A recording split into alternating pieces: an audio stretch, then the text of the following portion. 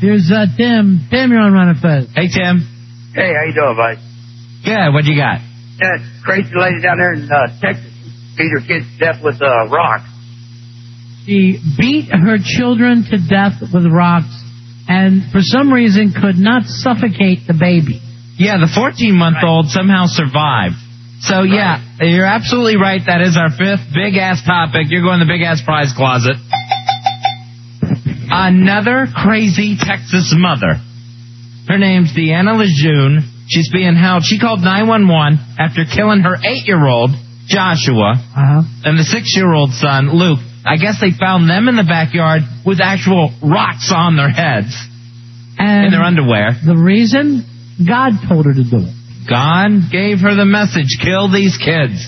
Now, what are you supposed to do if you get that message from God? Try to fight it, not grab a rock. Why? You would fight off what God told you to do? Yes, if it was killing someone, yes. What about in the Bible when God tested who? Abraham? He tested Abraham. He had Isaac was actually tied up to an altar getting ready to be sacrificed. But then, here's how you know it's God telling you this. He comes in at the last minute and says, drop the knife, drop the rock. What if he didn't? What if he just let it go? Oh, man. So the 14-month-old, they found him in the crib, bleeding and nearly suffocated with the pillow. I guess God did not say, put the baby in a tub. Yeah, like he told Andrea Yates, also from Texas. Sorry, God, it didn't work out the way you'd planned, I did it. And I would have got away with it, too, if it wasn't for those pesky kids. So now she's on suicide watch. These Texas mothers, they will kill their kids in horrific ways. Then they're always the one to make the phone call. Yeah, and then why suicide watch? Why not leave her in there with a pair of scissors? What the hell is the big deal about? Why should this person save themselves? Give her the big rock and let's see what's going on. Yeah. See how good she is at it. Unbelievable. Again, kids in Texas get killed. And again, God is an accomplice. That's the part that really gets on my nerves. I don't blame God, but he should at least be called to testify. And, he's already started a lot of problems in the Middle East. One God on one side, Mikey's God on the other side. And we'll see whose God is stronger. Sometimes God even tells your president to dress up like he's a pilot. And some kind of a weird S&M little jockstrap. And try to lead the country from there. Very interesting codpiece on the President Bush's flight suit. Well, that was no codpiece. Oh, my That gosh. was all George. 866-277-4969 is the toll-free phone number. So that was the big Mother's Day weekend, the grand prize winner, Fezzie, who took big rocks and killed her own kids. Perhaps the worst mother in America. Deanna Lejeune out of Texas killed 2 of her kids, tried to kill a 3rd. Well, I thought she was from Camp Lejeune. Now. I heard the Lejeune and just assumed. So that one, yeah, that's probably worst Mother's Day ever. We had an interesting runner-up at Watley Manor in Pinellas Park, Florida over the weekend. Now, you've heard me tell several times the story of my sister. Yes, that's the one who, let's say, sleeps around a bit, around the old parish. All right, yes. So, my sister about a year and a half ago left her husband. Right. After many years. After about, 20 years, yeah. 21 years? And left the kids as well? The kids were old enough at that point where they were just going to go spend the night wherever they wanted to. There was no actual visitation decided. So, but who did they pick to live with? They live with their dad for the most part. Well, she must be a great mom. She's no Deanna Lejeune. Oh, no, I wasn't comparing her with them. But normally, the kids do not pick the dad. Usually not. Unless, the mom's a raving alcoholic or sex addict. One may apply. Let me just put it that way. Or known dwarf. All right, so she's tiny. She's 4'10". Yeah, but she's also really not in proportion. But go ahead, tell your story. She does not have an elongated torso, if that's what you're getting at.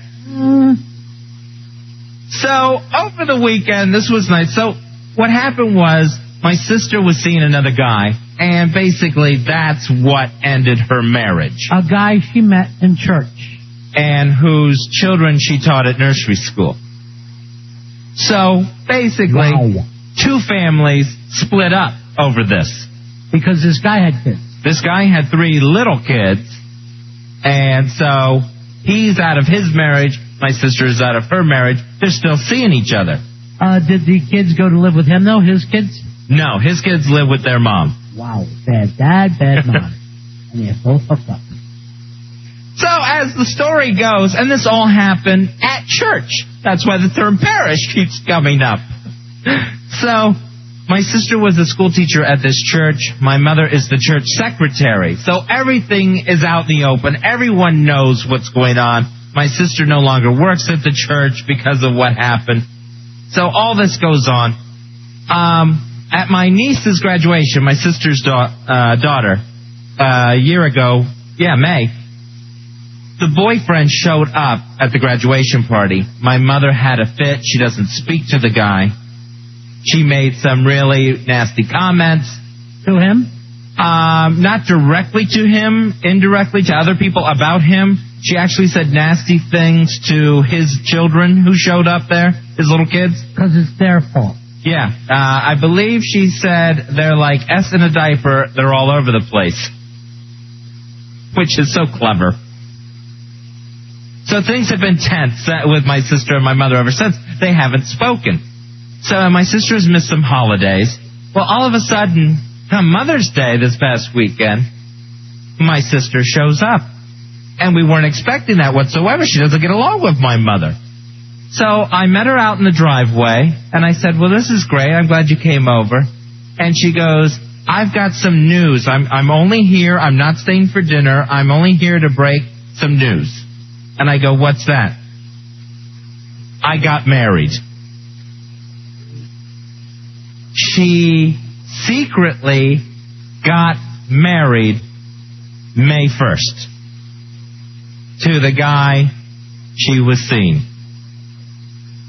And they've now bought a house together. They've moved in together all in the past, since May 1st, so the past 12 days. May 1st is nice because that's in the honor of the great May Day parade that Russia had, bringing out all their big guns. Well, what's nice is May 2nd was her first wedding anniversary, her first marriage. So it'd be easy to remember. Yeah, she likes to keep it all in there. So I'm just freaking out. I hear this thing out in the front yard.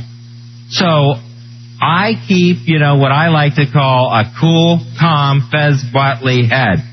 I went running down the hallway, grabbed a phone, pulled it under the bed with me, and called Ronnie screaming.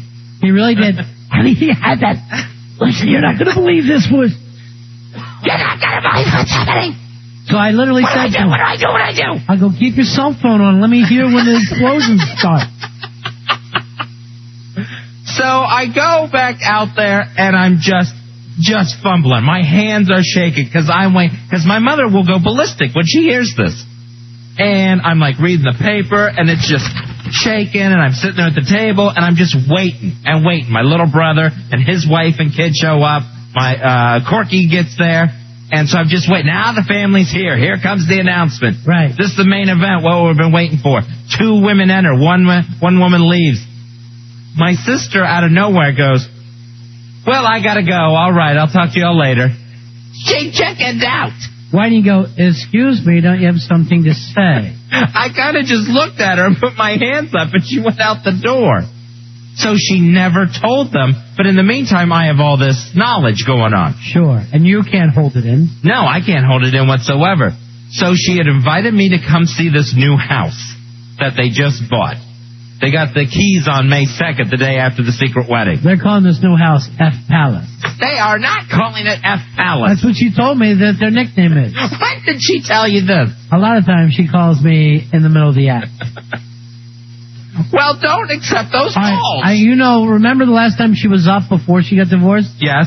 She told, and I'm not trying to trouble us, but she did tell me she was having an affair. She did not. Yeah. She didn't. Why didn't you tell me? Because I held it over her head a little bit. Let's just say I got what I wanted. The tension between you and my sister, the sexual tension, has gone on since I have known you. Yeah, well, do you notice it's not so tense anymore? It's played. So me and my little brother Travis and Travis's wife, we go over to her new house.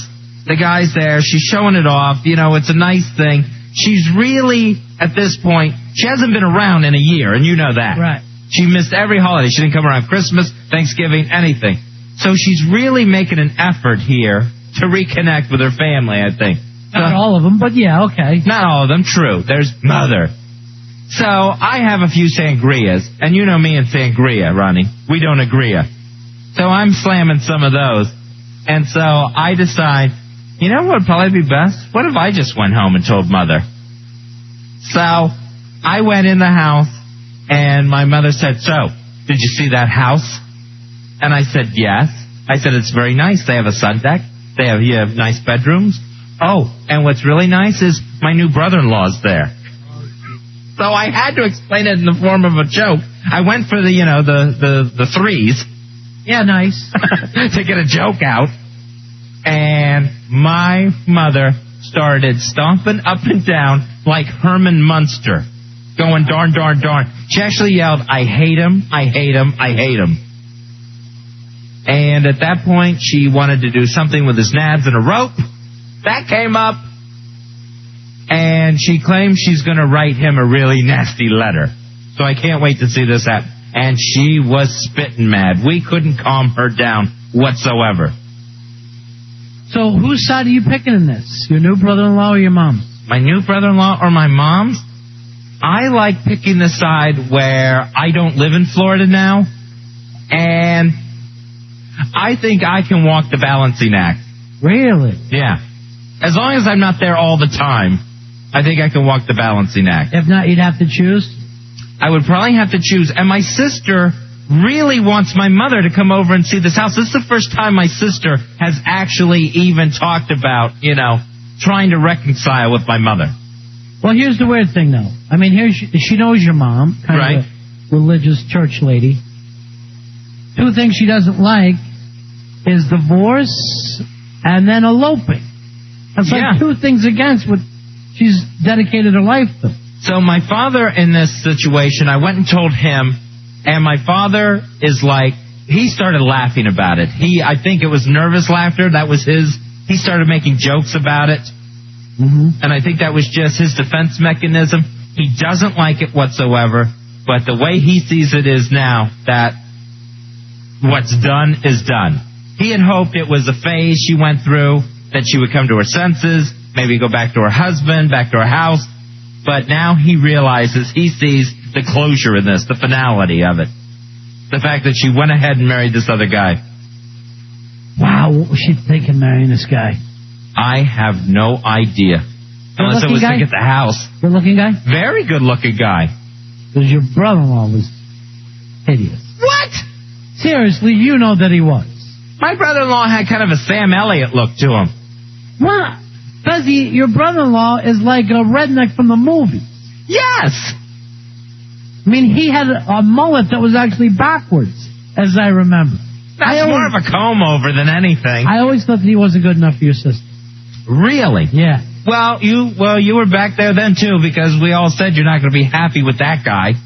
Everyone saw that coming. And you know what? Your family was never nice to that guy. I mean, they used to ride his ass when I was over there. Oh, Ronnie, you should see how nice they are to him now. But remember, I would go over now that they took his side. And everybody used to do dumb redneck jokes about him. And very rarely would he show up. He's a real quiet guy, doesn't speak, whisper. He's real boomhauerish, and doesn't, just doesn't show up at a lot of things. Here he is. I'll be goddamn. Let me tell you something. I'll be goddamn. That's my brother Corky, and that's not who married my sister. Whatever. The important thing is that they're all red down there. So you're going to walk the line. You're not going to pick a side.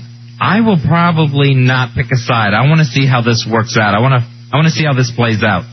My niece and nephew, my sister's kids, they actually came to me afterwards and they said they were so glad that someone came over to see their new house because they were really upset that they didn't think they could hang out as much at Grandma's house because their mother wouldn't go over there. And so they were really glad to see their uncle show up at their house. Your family's all but busted up now. Oh, and just so everyone knows, because I know a lot of families go through this, just about every family does, this is our first experience with divorce.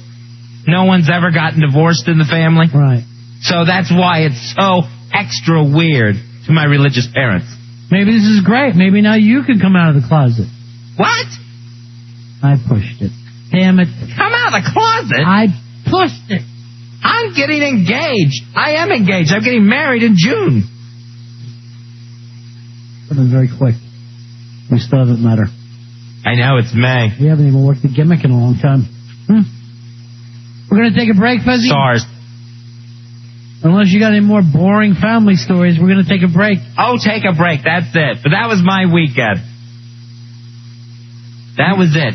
Yeah? Was it exciting? All right, you want to take a break or do this? I want to take a break. Are you sure? Yes, I'll take a break. We're right back. We're running fast.